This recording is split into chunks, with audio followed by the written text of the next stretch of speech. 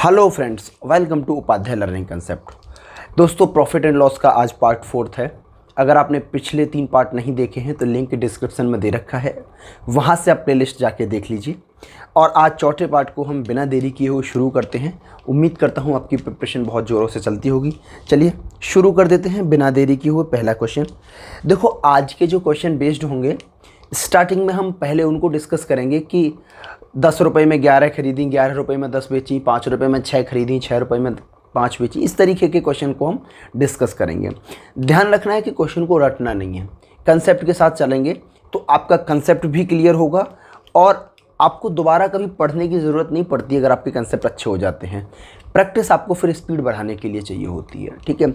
वो जो शॉर्ट आपको बताया जाता है, क्रॉस मल्टीप्लाई कर दो, ऐसे कर दो, वो केवल रटाने का फॉर्मेट है। आप रटिए मत, आप समझिए उन चीज़ों को, ठीक है। चलिए शुरू करते हैं पहले क्वेश्चन को बिना देरी किए हुए। क्वेश्चन लिखा हुआ है, यदि मैंने 10 रुपये में 11 वस्तुएं खरीदी और 11 रुपये में 10 वस्तुओं की दर से बेच दिया तो लाभ प्रतिशत बताइए। देखो, ऐसे क्वेश्चन में हम एक साइड में तो रुपए लिखेंगे और दूसरी साइड में मैं लिखूंगा क्वांटिटी, यानी कितनी मात्रा खरीदी। तो पहले वो बता रहा है 10 रुपये में 11 खरीद के लाया तो मैंने इसको नाम सीपी दे दिया, ठीक है।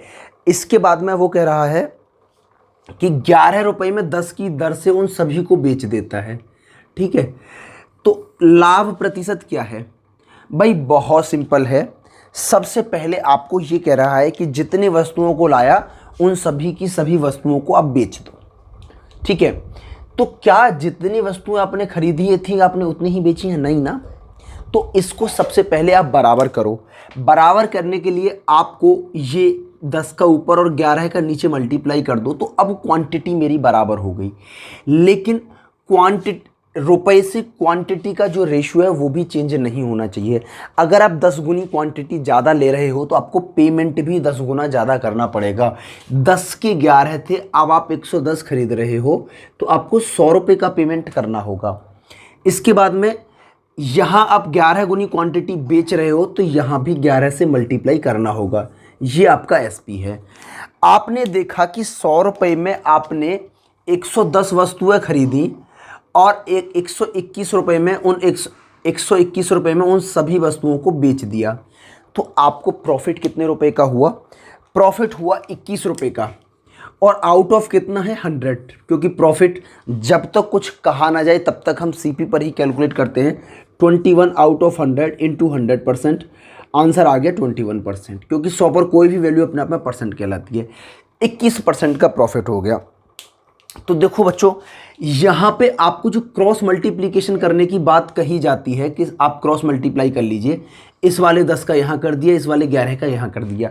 किया तो मैंने भी वही है, बस ये बात बताने का प्रयास किया है कि ये सारी चीज़ें हम इसीलिए करते हैं ताकि कि क्वांटिटी बराबर हो सके, ठीक है।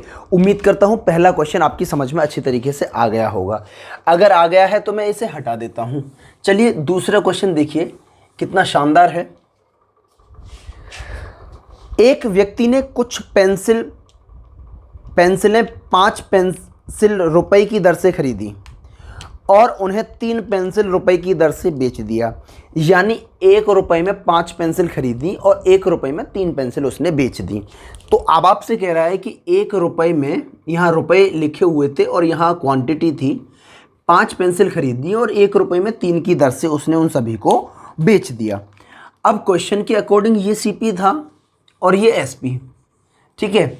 जब आप इन्हें देखते हो तो क्वांटिटी को आप बराबर कर सकते हो। जब बराबर करोगे तो बराबर करने के लिए 3 से यहाँ मल्टीप्लाई और 5 से यहाँ, सिमिलर 3 से यहाँ और 5 से यहाँ। आप देखोगे कि 3 रुपये में आपने 15 पेंसिल खरीदी और 5 रुपये में आप 15 पेंसिल को बेच रहे हो। जितना खरीदा उतना बेचा, तभी तो आप प्रॉफिट और लॉस निकाल पाओगे ना, ठीक है। तो अब ऐसी स्थिति में आपने देखा कि आपको 2 रुपये का प्रॉफिट हुआ है आउट ऑफ कितना? 3 इंटू 100%, क्योंकि प्रॉफिट हमें सीपी पर कैलकुलेट करना होता है। तो कितने रुपया हो गया? आप देखोगे 66 2/3% का प्रॉफिट आपको हो गया। अगर यही वैल्यू एसपी कम होता तो लॉस हो जाता, ठीक है। ये बात क्लियर हुई।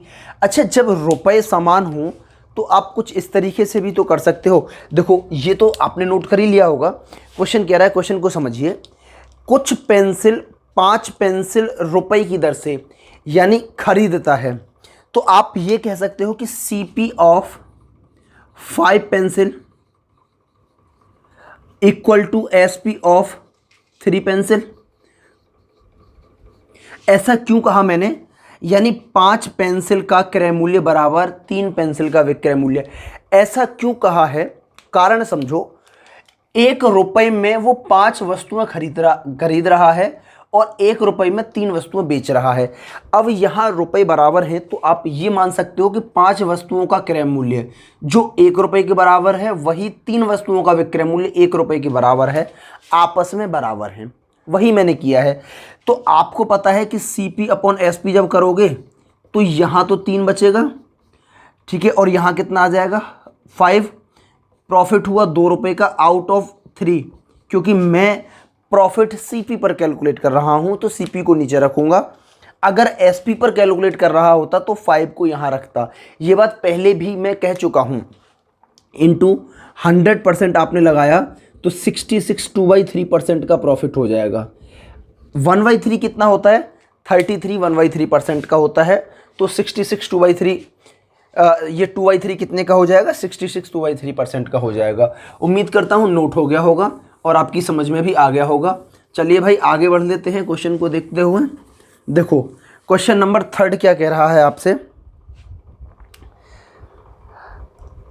350 रुपए में 100 संतरे खरीदे जाते हैं तथा 48 रुपए प्रति दर्जन की दर से बेच दिया जाता है, तो लाभ अथवा हानि प्रतिशत बताइए। अब देखो ये इस टाइप के क्वेश्चन में मैं बता चुका हूं कि सबसे पहले एक साइड रुपए लिखो और दूसरी साइड क्वांटिटी। ऐसा करने से आपका क्वेश्चन आसान बन जाता है। तो मैंने रुपए लिख लिए और क्वांटिटी लिख दी, ठीक है ना। अब वो कह रहा है कि वो 350 रुपए में 100 संतरे खरीदता है, तो 350 रुपए में उसने 100 संतरे खरीदे, ठीक है, रुपए और क्वांटिटी लिख दी। अब ये कहना चाह रहा है कि 48 रुपए प्रति दर्जन, 48 रुपए में 1 दर्जन संतरे वो बेचता है। यानी 48 अगर मैं यहाँ लिख देता हूँ, 48 रुपए में वो 12 संतरे बेचता है। आप इसको सिंप्लीफाई करोगे तो 4 रुपए में 1 संतरा आ जाएगा SP, ठीक है। दर्जन का मतलब होता है 12, 48 रुपए में 12 तो 1 रुपए में 4 रुपए में 1 हो जाएगा। तो अब आप वही करना है। ये तो हो गया आपका CP, और यहां अगर मैं SP लिखता हूं तो 4 रुपए में 1 संतरे को वो बेच देता है, ठीक है भाई। बात क्लियर हुई यहां तक। देखो आप देखोगे कि जो क्वांटिटी थी उसमें मैंने 100 से यहाँ मल्टीप्लाई कर दिया और 100 से ही यहाँ मल्टीप्लाई कर दिया। बात यहाँ तक क्लियर हुई। आपने क्यों किया मैंने ऐसा?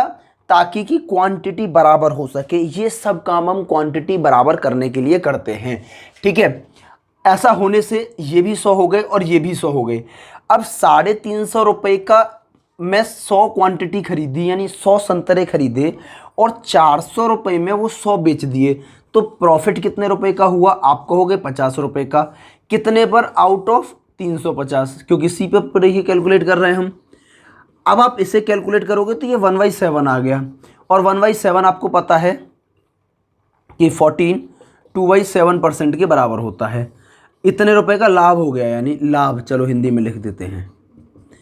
बात समझ में आई होगी, उम्मीद करता हूं। नोट कर लो इस क्वेश्चन को। चलो भाई हटा दो। देखो मेरा तो केवल एक ही टारगेट है कि जब तक आपकी समझ में अच्छी तरीके से ना आ जाए तब तक आपका पीछा नहीं छोड़ना है। समझाने का ठेका लिया है, जिम्मेदारी ली है कि मैं अपनी जिम्मेदारी से काम कर रहा हूं, आप अपनी जिम्मेदारी से करिए।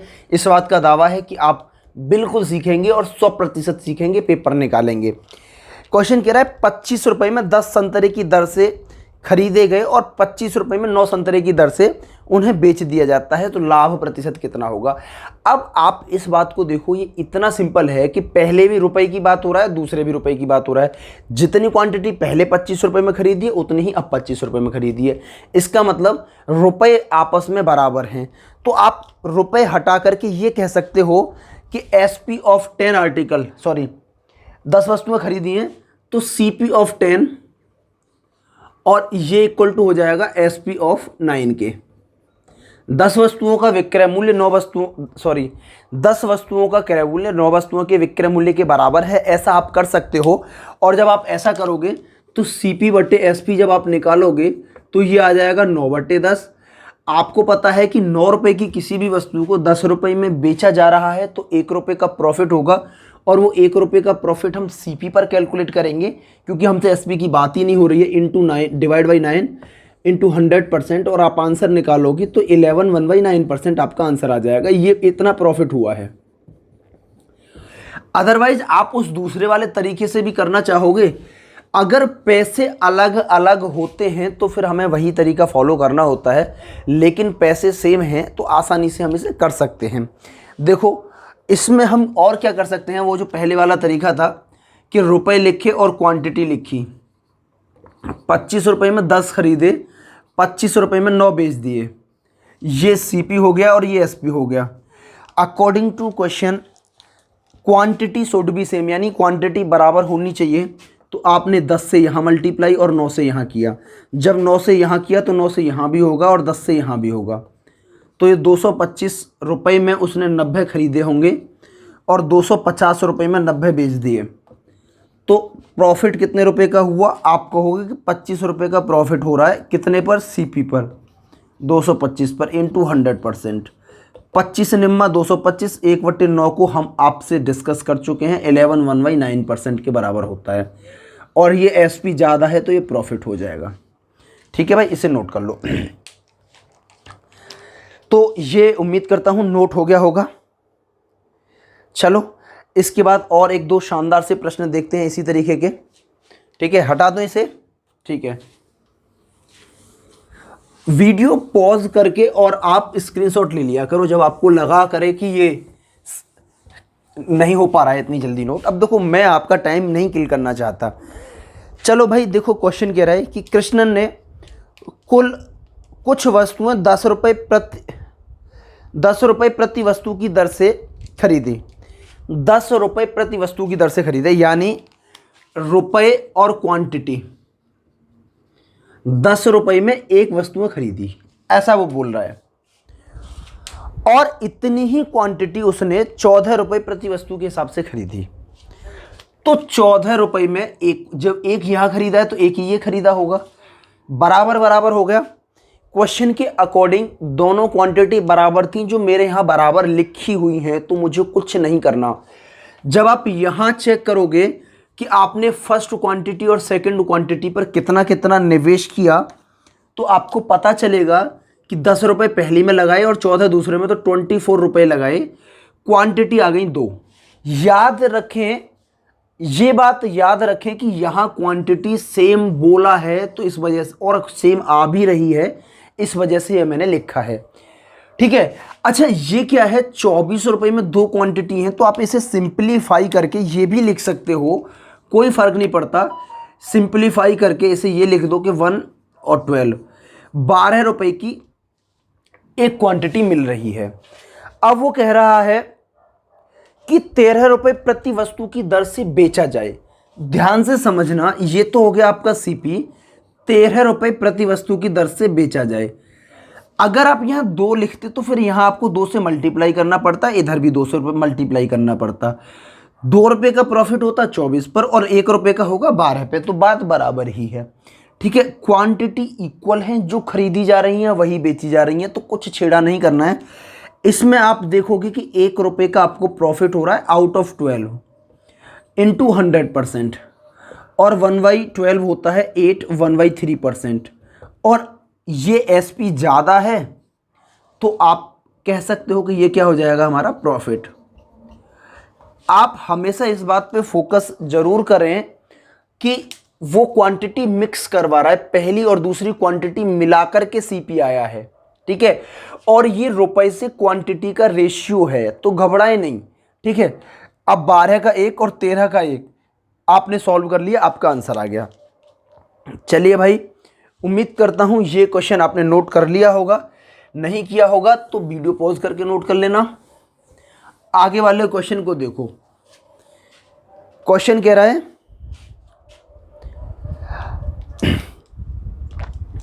3 रुपए में 7 संतरे की दर से कुछ संतरे खरीदे गए। 33, एक मिनट,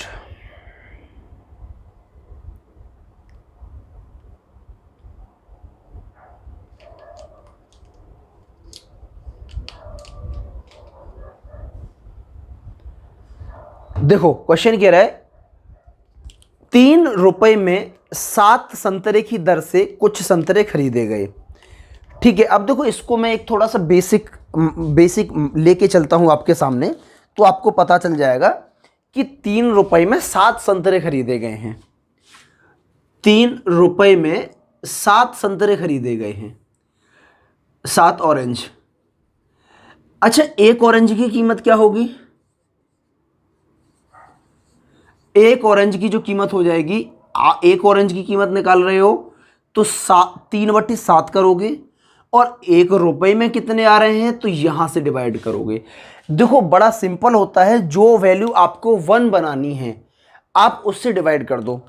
आपको ऑरेंज को 1 बनाना है तो ऑरेंज 1 कब बनेगा? जब इधर भी 7 से डिवाइड करोगे तो ये 1 ऑरेंज की कीमत निकल आएगी, और इधर आप 7 से डिवाइड करोगे तो ये इसके इक्विवेलेंट आ जाएगा। तो मुझे एक ऑरेंज की कीमत निकालनी है, तो मैंने क्या किया, 7 से डिवाइड कर दिया। एक ऑरेंज की कीमत कितनी आ गई? 3/7। अब ये क्या है? ये उसका सीपी है, ठीक है ना। तो सीपी क्या होता है? 100%। तो इसका मतलब मैं इसको क्या बोल सकता हूं कि 100% की जो वैल्यू है वो 3/7 है। इस वाले क्वेश्चन को ध्यान से समझना, फिर मैं आपको नया अच्छा सा क्वेश्चन, मतलब इसको शॉर्ट तरीके से बताऊंगा, यही शॉर्ट करके बता दूंगा कि कैसे कैसे मुझे क्या करना है। अच्छा, आपको पता है आपको 133% पर बेचना है। 133% की जब आप वैल्यू निकालोगे, देखो यहां आपको एक बात समझ में आ रही है ना, ऊपर रुपए हैं और नीचे क्वांटिटी। 133% के लिए आप क्या करोगे, तो 3/7 तो ऐसे ही लिखोगे, और 100 से भाग और 133 से गुणा। ठीक है, जब आप इसे करोगे तो ये कितना आ जाएगा? 19, तो 57/100। ये आ गया एसपी ऑफ 1 ऑरेंज। ध्यान से समझना, एसपी ऑफ 1 ऑरेंज। अब आपसे क्या कह रहा है? आपसे कह रहा है कि 100 यानी सैकड़ा, मतलब 100 ऑरेंज की कीमत क्या होगी। तो एक ऑरेंज की कीमत ये है, तो 100 ऑरेंज के लिए आप यहां पे क्या कर दोगे, 100 ऑरेंज के लिए 100 से मल्टीप्लाई कर दोगे। 1 × 100 यानी 100 ऑरेंज की कीमत कितने के बराबर आ रही है? 57। 100 × 100 से मल्टीप्लाई कर दोगे तो ये कैंसिल, यानी कितना आ जाएगा? 57 रुपीज में आपको मिल जाएंगे 100 ऑरेंज। तो इतना लेंथी आपको नहीं जाना है, मैं आपको बस इतना सा बताऊंगा, एक ही लाइन में आपका आंसर आ जाएगा। बट एक एक स्टेप को आपको समझना है, और एक बार फिर से समझ लो कि 3 रुपए में 7 ऑरेंज थे, आपको एक ऑरेंज की कीमत चाहिए, तो आपको एक जो जहां एक बनाना है वो उस साइड में आप वो जो वैल्यू है उससे डिवाइड कर दो। यहां 7 है, मुझे यहां 1 बनाने के लिए 7 से भाग करना पड़ेगा। इधर 7 से भाग किया तो एक ऑरेंज आ गया, और इधर 7 से किया तो उसकी कीमत आ गई 3/7। ये क्या है? सीपी है। सीपी का मतलब हो गया 100%। आपको चाहिए था एसपी, और एसपी कितना होता है? 133%, क्योंकि 33% प्रॉफिट पर चाहिए। अब आपने पिछली 3 वीडियो देख रखी हैं तो ये बात आप समझ ही चुके होंगे। तो ये निकल के आया एक संतरे का एसपी। एक संतरे का एसपी ये है, तो 100 संतरे का क्या करोगे? आपने 100 से मल्टीप्लाई कर दिया और आपका आंसर आ गया। तो ये था इसका बेसिक कंसेप्ट। अब आपको बताता हूं मैं इसी में से निकाल के शॉर्ट ट्रिक, ठीक है ना, इसी में से निकाल के शॉर्ट ट्रिक बताता हूं, उसे समझना ध्यान से, ठीक है। देखो मैं इसको नहीं हटा रहा हूं, क्योंकि इसको मैं हटाऊंगा बाद में। पहले आप देखो उसकी शॉर्ट ट्रिक। आप रुपए लिखो ऊपर और नीचे लिखो क्वांटिटी। अब आप ऐसा करोगे तो आपको पता है कि 3 रुपए में 7 संतरे हैं। आपको पता, अब आप ये देखो कि उन संदर्भों की परसेंट में वैल्यू क्या दे रखी है। अगर वो खरीदे गए तो 100% होंगे, अगर वो 10% हानि पर बेचे गए तो उनकी कीमत 90% होगी, 20% हानि पर बेचे गए तो उनकी कीमत 80% होगी। आपको पता है जो वैल्यू गिवन होती है उससे मैं डिवाइड करता हूं, पहले से ही ये बात हम बताते चले आ रहे हैं। तो हमने ये वैल्यू खरीदी है तो खरीदने का मतलब है कि 100% की वैल्यू गिवन है तो 100% से मैंने भाग कर दिया। यहां हो रहा है क्या पूछ रहा है, 133%। ठीक है, अब आपने किया तो ये 19 बार चला गया, 19 दिया 57, 57/100 बचा। आपको पता है रुपए ऊपर है तो ऊपर वाली वैल्यू कितनी है, 57, तो 57 रुपए में कितनी क्वांटिटी है, और क्वांटिटी वाली जो वैल्यू है वो नीचे है और वो कितनी आ गई, 100। आपसे यही पूछ रहा है कि 100 ऑरेंज की कीमत कितनी होगी, 57 रुपए। तो आप इतनी आसानी से इसे निकाल सकते हो। अगर ये समझ में नहीं आया है तो घबराएं नहीं, आप इसको नोट करें, मैंने बहुत सारे क्वेश्चन इसमें लिखे हैं, वो सारे आपकी समझ में आ जाएंगे। ठीक है, चलो नेक्स्ट देखो, ऐसा ही एक तो क्वेश्चन और करा देते हैं। क्वेश्चन क्या कह रहा है, 1 रुपए में 6 वस्तुओं को बेचा जाता है तो 20% की हानि होती है। अब देखो मैंने आपको क्या बताया, रुपए और क्वांटिटी। 1 रुपए में 6 क्वांटिटी नीचे आ गई, बेचा जाता है तो 20% की हानि होती है। अब आप एक बात बताओ, तो ये वैल्यू तो सेलिंग प्राइस हो गया और कितनी परसेंट के बराबर है, 20% लॉस पर, यानी 80% के बराबर है। तो 80% से मैंने नीचे मल्टीप्लाई कर दिया। आपसे क्या पूछ रहा है कि 20% प्रॉफिट कमाने के लिए 1 रुपए में कितनी वस्तुओं को बेचा जाए। अब 20% प्रॉफिट कमाना है तो इसका मतलब आपसे क्या पूछ रहा है, सेलिंग प्राइस पूछ रहा है 120% पर। 120% आपने ये निकाल दिया तो भाई बहुत आसान है। आप इसे देखोगे तो ये 3/2 आ गया और 3 से ये कितना आ जाएगा, 2। तो ऊपर कितना बच रहा है, 1, और नीचे कितना बच रहा है, 4। ऊपर वाली वैल्यू रुपए, 1 रुपए में कितनी क्वांटिटी बेचेगा, क्वांटिटी वाली वैल्यू ये दे रखी है आपको, तो 1 रुपए में कितना बेचेगा, वो 4 बेचेगा। ठीक है, देखा, एक बार मेरा मतलब टारगेट यही रहता है कि पहले हर बार बेसिक कंसेप्ट को क्लियर कराया जाए और उसके बाद में वे तरीके आपके साथ रखे जाएं जो आपके एग्जाम में ज़्यादा हेल्पफुल हैं। चलो आगे देखते हैं, आगे क्वेश्चन क्या कह रहा है, 140 रुपए में 80 बॉल बेचने पर एक दुकानदार को 30% की हानि होती है। अब आपको पता है कि आपको रुपए बटे क्वांटिटी तो लिखनी होती है ना। यहां पे क्या कह रहा है, 140 रुपए में 80 क्वांटिटी बेचने पर 30% की हानि होती है, तो यानी ये वैल्यू हो गई 70% के बराबर। जो गिवन होता है उससे मैं डिवाइड करता हूं। अब आपसे पूछ रहा है 104 रुपए में कितने पेन बेचे, 30% लाभ कमाने के लिए 104 रुपए में कितने पेन बेचे। तो 130% लाभ का मतलब 130% की वैल्यू आपसे पूछ रहा है, और जिस वैल्यू को आपसे पूछा जाता है उससे हम मल्टीप्लाई करते हैं, ये आपको पता ही है। तो 70 से ये चला गया 2 बार, और 2 से ये चला गया 40 बार, और 0 से ये 0। तो आप ये देख रहे हो कि 13 रुपए में 4 क्वांटिटी आपको मिल रही है। आपसे पूछ रहा है कि 104 रुपए में, ठीक है ना। तो 104 रुपए का मतलब है कि यहां 8 से आपको मल्टीप्लाई करना पड़ेगा, रुपए 104 हो गए। 13 रुपए में जो वैल्यू 4 थी, अब 104 बनाने के लिए आपने क्या कर दिया, 8 से मल्टीप्लाई किया, तो 13 मठे 104। आप यहां भी 8 से मल्टीप्लाई करें, क्योंकि जब अमाउंट आप 8 गुना पे कर रहे हो तो आपको जो वैल्यू है वो भी 8 गुना मिल जाएगी। आंसर कितना आ गया, 32। यानी 13 रुपए में 4 बेचेगा, 130% पर बेचे, यानी 30% प्रॉफिट पर बेचे, और उसी क्रम में 104 रुपए में 32 बेचेगा। ठीक है, यहां तक क्लियर हुई ये बात। तो ये छोटे छोटे से प्रश्न थे, थोड़ा थोड़ा सा बता चुका हूं, आपकी समझ में आ ही गया होगा। चलिए छोड़िए, हटा देता हूं इनको मैं, आगे बढ़ते हैं। नेक्स्ट टाइप के छोटे छोटे से कुछ क्वेश्चन हैं, उनको देखिए, बहुत इंपॉर्टेंट है, ध्यान रखना है। बहुत छोटे छोटे से हैं लेकिन घुमावदार क्वेश्चन होते हैं इस टाइप के। क्वेश्चन कह रहा है कि एक व्यक्ति 250 कुर्सियों को बेचकर 50 कुर्सियों के विक्रय मूल्य के बराबर लाभ कमाता है तो लाभ प्रतिशत बताओ। अब देखो ये इंपॉर्टेंट क्वेश्चन आ गया। जैसा कि मैं आपको बताता आ रहा था सेलिंग प्राइस पर बेचने वाली कंडीशन, वो आपके सामने अब आ गई है। तो आपको पता है कि प्रॉफिट हो रहा है 50 का आउट ऑफ 250। तो अब आप ये कहोगे कि सर 1/5 का प्रॉफिट हो रहा है। ये आप देखोगे कि आप कहोगे कि सर 100% से मल्टीप्लाई कर दिया, 20 आंसर आ गया, 20% प्रॉफिट हो गया। बट अब फिलहाल की स्थिति में ये रॉन्ग है। आपका सामान्य क्वेश्चन सही था, लेकिन अब स्थिति में ये रॉन्ग है। वो क्या कह रहा है, विक्रय मूल्य के बराबर लाभ होता है। विक्रय मूल्य के बराबर लाभ का मतलब क्या है कि वो प्रॉफिट को अब एसपी पर कैलकुलेट कर रहा है। बात क्लियर हुई। अगर वो ये कहता कि 50 कुर्सियों के बराबर लाभ होता है या 50 कुर्सियों के क्रय मूल्य के बराबर लाभ होता है, तब ये 20% का प्रॉफिट होता। बट अब वो क्या कहना चाह रहा है कि ये जो प्रॉफिट है वो एसपी पर कैलकुलेट कर रहा है। उसकी ये लाइन कि 50 कुर्सियों के विक्रय मूल्य के बराबर लाभ होता है, ये दर्शाना चाहती है कि वो प्रॉफिट को एसपी पर कैलकुलेट कर रहा है।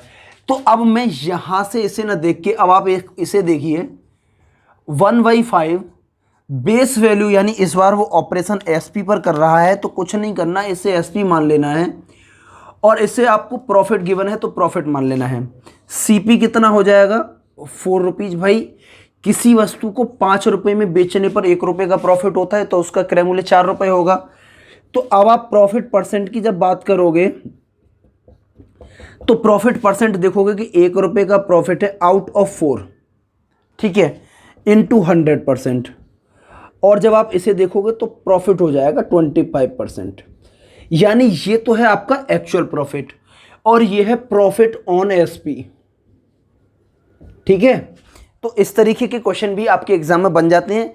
हालांकि इसमें आपको बहुत ज़्यादा दिक्कत नहीं आ रही होगी, क्योंकि इसका कंसेप्ट मैं आपको ऑलरेडी प्रीवियस वीडियो में बता चुका हूं कि एसपी पर हम कैसे कैलकुलेट करते हैं। कुछ नहीं होता, जो बेस वैल्यू है उसे हम एसपी मान लेते हैं, ठीक है जी। चलो आगे बढ़ते हैं।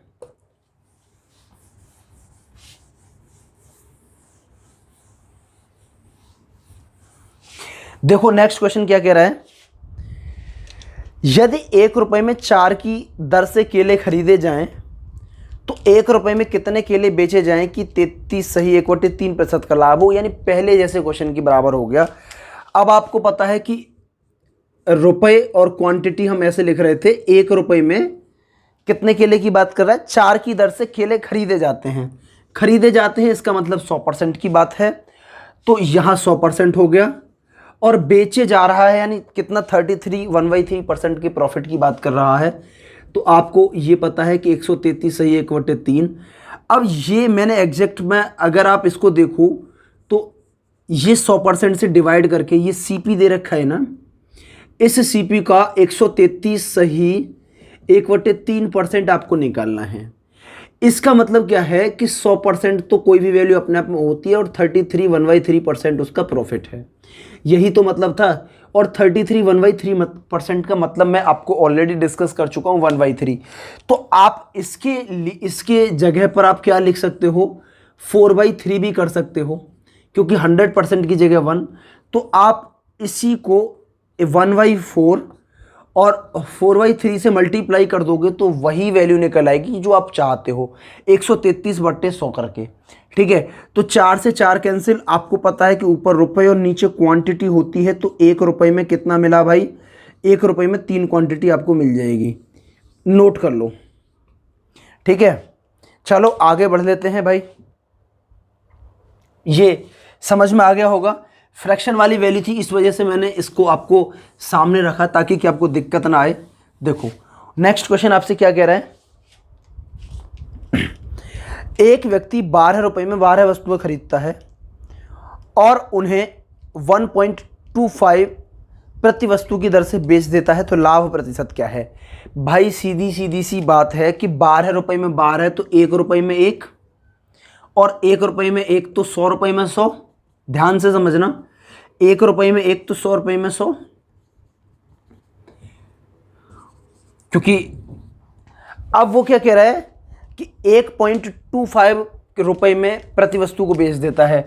तो 1.25 में एक वस्तु को बेच रहा है, तो भैया सीधी सीधी सी बात है, आपने 100 से इधर मल्टीप्लाई कर दो तो 100 से इधर भी हो जाएगा, क्वांटिटी बराबर हो गई।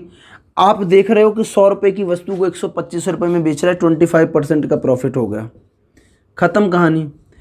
मैंने ये तो आपको इस वजह से लिख के बताया है ताकि आपकी समझ में आ सके। अरे 1 रुपये में खरीद के 1.25 में बेच रहा है तो 25% का ही तो प्रॉफिट हुआ, ठीक है, ये तो आपको समझ में आ ही गया होगा। तो ये मैंने वो मेथड लिखा है, उम्मीद करता हूँ ये भी आपकी समझ में आ गया होगा, ठीक है। अगर आपने जो ये वीडियो है इसको अच्छी तरीके से देख लिया तो आप ये मान लीजिए कि प्रॉफिट और लॉस में काफ़ी अच्छे क्वेश्चन बनाने में सक्षम हो जाएंगे, ठीक है। आगे कुछ और क्वेश्चन देखो, कुछ और क्वेश्चन है। मैं एक क्वेश्चन और आपके सामने लिख रहा हूँ, वो मैंने लिखित है, यहाँ आ जाएगा, अभी मैंने लिखा था, ठीक है, आपके सामने यहाँ प्रिंट कर देता हूँ, उसे अपने हाथ से लिखा हुआ है।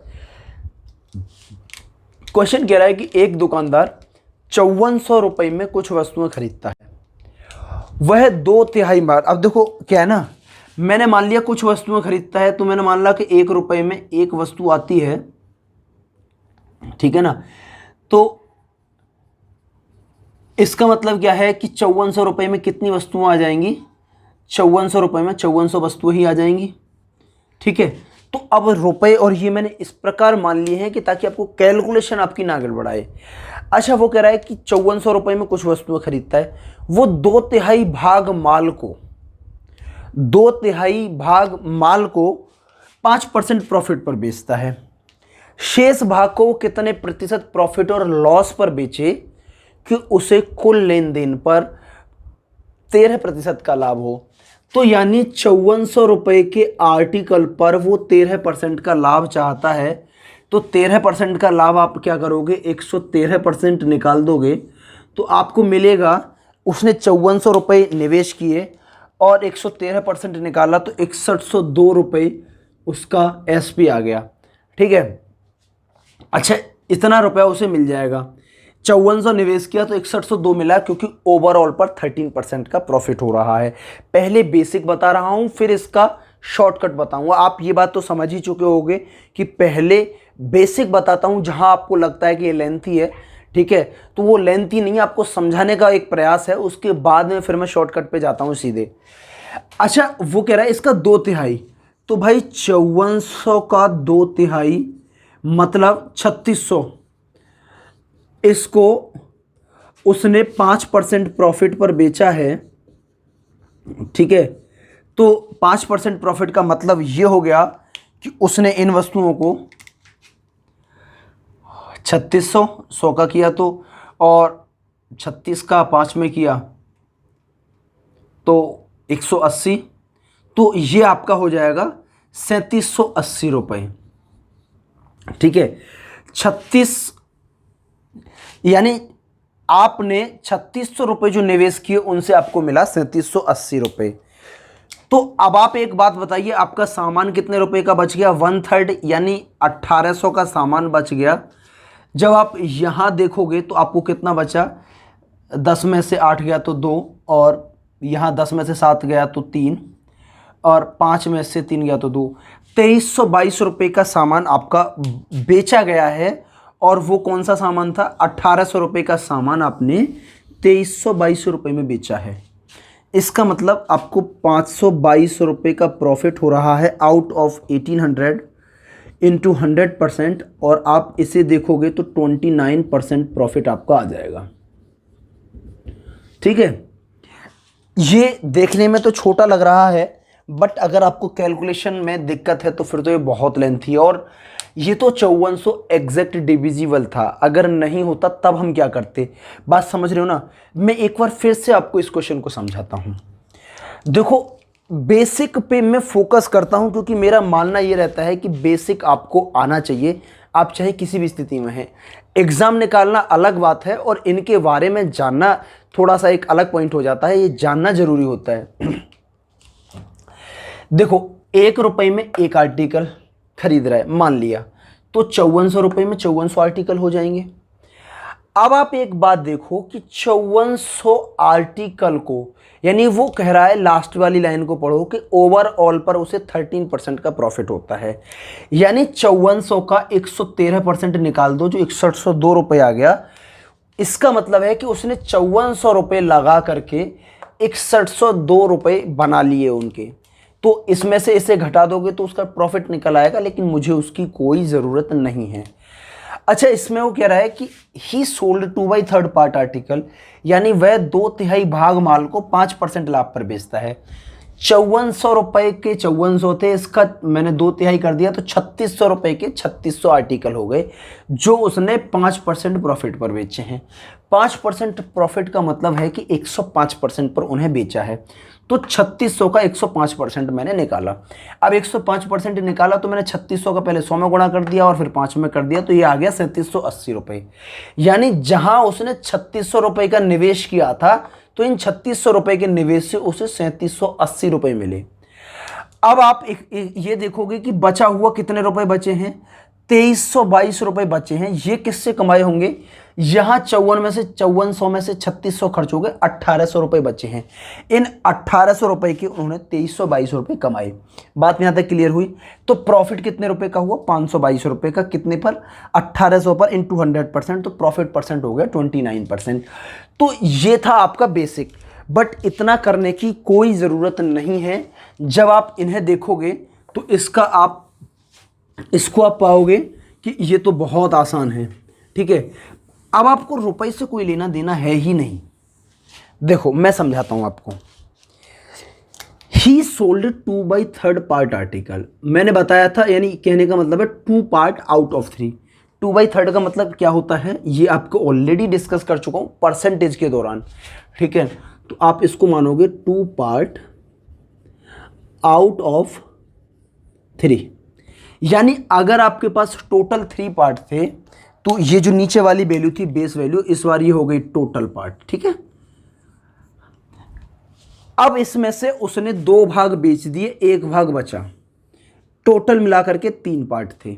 ठीक है, आप इसे देखोगे कि 2 पार्ट भाग को उसने 5% प्रॉफिट पर बेचा, तो उतना से मल्टीप्लाई कर दिया, यहां 10 आ गया।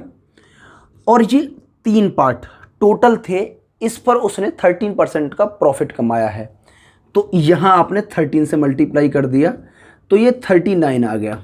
ठीक है, आप देखोगे कि यहाँ 10% है या 39% है। क्या जोड़ूं 10 में कि 39 आ जाए? तो आपको तुरंत आपके माइंड में क्लिक होगा कि यहाँ तो मुझे 29 ऐड करना है। ठीक है, लेकिन एक बात ज़रूर ध्यान रखना कि यहाँ ये वैल्यू आंसर नहीं है। आंसर तो इस लाइन में एग्जिस्ट करेंगे। यानी एक पार्ट को अगर उसने x% प्रॉफिट पर बेचा, जो 29 के बराबर है, तो x% की जो वैल्यू है वो क्या आ जाएगी? 29% डिवाइड बाई 1। और आप अब ये 1 से डिवाइड मैंने इस वजह से किया है, अगर 1 की बजाय कुछ और होता तो डिवाइड तो करना पड़ता ना आपको। तो ये आंसर आ गया 29%। तो आपको रटना नहीं है कि सीधे यहाँ आ गया 29, यहाँ की वैल्यू से भी आपको डिवाइड करना है। ठीक है, चलो इसे आप नोट कर लो। उम्मीद करता हूँ समझ में आ गया होगा। अब इसके बाद में आते हैं नेक्स्ट क्वेश्चन पे। इसी से मिलते जुलते कुछ और प्रश्न आपके सामने प्रस्तुत किए जाएंगे। देखो नेक्स्ट क्वेश्चन क्या है। एक व्यक्ति 50 रुपये कलम की दर से 50 कलम खरीदता है, यानी एक कलम की कीमत 50 रुपये है और 50 कलम खरीदता है। ठीक है, वह 40 कलमों को 5% हानि पर बेच देता है और बचे हुए कलमों को कितने प्रतिशत लाभ पर बेचे कि उसे कुल 10% का लाभ हो। देखो आपको रुपए से कोई लेना देना है ही नहीं। आपको पता है कि उसने 40 सोल्ड किए हैं आउट ऑफ 50 और इनका आपने रेशियो निकाला, तो आप देखो 50 भी आप मान सकते हो क्योंकि गिवन है, कोई फर्क नहीं पड़ता। और 40 आप बेचा हुआ लिखोगे तो आप क्या लिखोगे? 40, 10 और 50, यही तो लिखोगे जैसे पहले लिखा था। बट अगर मैं इसे कैंसिल कर दूं तो कोई फर्क नहीं पड़ता, क्योंकि मुझे तो रेशियो चाहिए। और अगर मैंने ये कैंसिल किया तो ये कैंसिल हो जाएंगे। यानी कहने का मतलब है कि 4 आउट ऑफ 5 पार्ट उसने 5% की हानि पर बेचा। 5% की हानि के लिए आपको यहां पर 5 के 20 ये आ जाएगा माइनस में, ठीक है। अब रिमेनिंग को कितने पर बेचे कि उसे कुल पर 10% का लाभ हो। जब कुल पर 10% का लाभ हो तो यहां कितना आ जाएगा 50। अब ये बताओ कि इसमें क्या ऐड करूं कि यहां पे प्लस का 50 आ जाए। तो आप कहोगे कि सर 70 ऐड करो, क्योंकि ये 20 माइनस का है, घट के तब 50 आएगा। क्लियर हुई ये बात। तो यहां आपको पता है इसको अगर मैं x% पर बेच रहा हूं तो 70% के बराबर बात जा रही है। 1 से भाग करूंगा कोई फर्क नहीं पड़ेगा। तो रिमेनिंग पार्ट को वो कितने पर बेचेगा, रिमेनिंग पार्ट को वो 70% प्रॉफिट पर बेचेगा, ठीक है। तो ये दूसरा भी इसी तरीके का क्वेश्चन है। यानी ये कब लगेगा, जब कोई भी दुकानदार कुछ भाग माल को बेचता है, आउट ऑफ में से कुछ पार्ट को बेचता है। अब ये परसेंटेज में भी हो सकता है और ये एग्जैक्ट क्वांटिटी के फॉर्म में भी हो सकता है, ये फ्रैक्शन के फॉर्म में भी हो सकता है। तो बस ये आपको पहचानना है, ठीक है ना। अब आते हैं आगे क्वेश्चन पे। ये हटा दूं, नोट हो गया, ठीक है। तो ऐसा ही एक और क्वेश्चन है आपके सामने। क्वेश्चन कह रहा है एक कपड़ा व्यापारी अपने आधे कपड़े 40% लाभ पर बेचता है तथा शेष कपड़ों के आधे कपड़े 40% हानि पर बेचता है और बचे हुए कपड़ों को लागत मूल्य पर बेचता है। तो कुल सौदे पर उसे लाभ अथवा हानि प्रतिशत ज्ञात करो। अब एक बात ध्यान से समझना, देखो इसमें उसने 3 बार ऑपरेशन लगाया है। पहले तो आधे कपड़े बेच रहा है, फिर इसके भी बचा हुआ कितना हो गया, आधा बेच दिया तो आधा ही पार्ट बेचा हो, बच गया होगा। तो फिर उसने 1/4 पार्ट को बेचा, ठीक है। फिर बचा हुआ भी पार्ट 1/4 ही होगा, ऐसे करके उसने बेचा। यानी इस पर तो इस वाले पार्ट की जो बोल रहा है वो 40% लाभ पर, प्रॉफिट पर, इसको 40% लॉस पर और इसको फिर नो प्रॉफिट नो लॉस पर बेच रहा है। तो ओवरऑल पर कितने परसेंट का प्रॉफिट अथवा लॉस हुआ। तो यहां आप एक बात कोशिश करो कि ये 1/2 है, ये 1/4 है, ये भी 1/4 है, तो क्यों ना आप इससे 2/4 बोल दो। आधे का मतलब क्या हो गया, 2/4 भी तो कह सकते हो ना इसे। ये 2/4, ये 1/4 और ये 1/4, बात बराबर हो गई। तो नीचे वाली वैल्यू हो गई टोटल। तो उसके पास ये सपोज कर लो कि टोटल जो आर्टिकल थे या टोटल कपड़े थे ये कितने थे, 4 थे। तो उसने पहले 2 बेचे, फिर 1 बेचा और फिर 1 बेचा, फिर पहले 2 बेचे, फिर 1 बेचा और बचा हुआ क्या था, 1 बेचा। पहले 2 भाग को 40% प्रॉफिट पर बेचा जाता है। तो प्रॉफिट के लिए प्लस यानी 80%, ये भी प्लस का। इसको 40% लॉस पर बेचा जाता है तो माइनस कर दो। अब और इसको नो प्रॉफिट नो लॉस पर बेचा जाता है तो इससे कोई फर्क नहीं पड़ेगा। तो 4 पार्ट टोटल पर कितना प्रॉफिट और लॉस परसेंट हुआ, मान लिया कि x% का प्रॉफिट और लॉस परसेंट हुआ। और ये कितने के बराबर है, 80 में से 40 घटा दिए 40 और 0 जोड़ोगे तो कोई फर्क नहीं पड़ेगा। प्लस का 40 आ रहा है, इसका मतलब प्रॉफिट होगा कुल लेन देन पर। x% की जो आपको वैल्यू निकालनी है तो कितना आ जाएगा, भाग कर दोगे, ये आ जाएगा 10%। तो उससे ओवरऑल पर कितने परसेंट का प्रॉफिट हुआ, ओवरऑल पर 10% का प्रॉफिट हुआ। अब ये मैंने ब्रैकेट में इस वजह से लिख दिया है, परसेंटेज में कैलकुलेट कर रहा हूँ, यहाँ पे लगा दिया। अगर मैं ब्रैकेट हटा दूंगा तो आप कहोगे कि सर परसेंट से परसेंट हटा दो, वो मुझे नहीं करना है। मुझे ये परसेंटेज में ही दे रखी है, या फिर आप इसको x% मान रहे हो तो फिर यहाँ लगाने की कोई ज़रूरत नहीं है। तो यहाँ जो x% ऑलरेडी है तो कितनी वैल्यू आ जाएगी, 10 आ जाएगी, ठीक है। तो इस वजह से मैंने ब्रैकेट में कर दिया कि आप समझ भी पाओ और आपको हटाना भी ना पड़े, आप कैंसिल भी ना कर पाओ, ठीक है। चलिए तो इस क्वेश्चन को नोट करो, उम्मीद करता हूँ ये समझ में आ गया होगा। देखो एक बार में समझ में ना आया करे तो आप कई बार देख लिया करो, ठीक है ना। एक और क्वेश्चन है ऐसा ही जो काफ़ी अच्छा है, बहुत शानदार प्रश्न है, उसे भी देखो। देखो ये जब आप करोगे तभी आपकी समझ में आएंगे। ठीक है, देखो नेक्स्ट क्वेश्चन क्या कह रहा है, समझो उसे।